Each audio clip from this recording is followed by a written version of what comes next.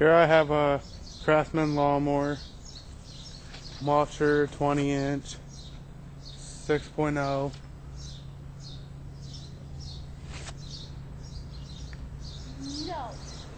The only reason why I bought it, well, just like this, to do one job, because this lawnmower decided to stop working on me when I was in the middle of a job.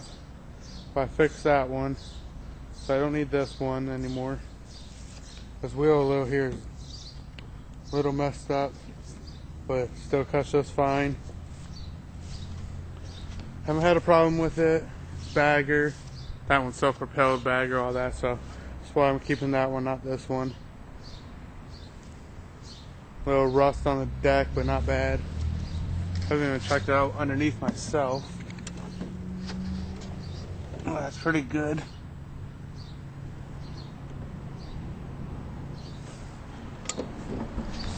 But it did the job I needed it to do.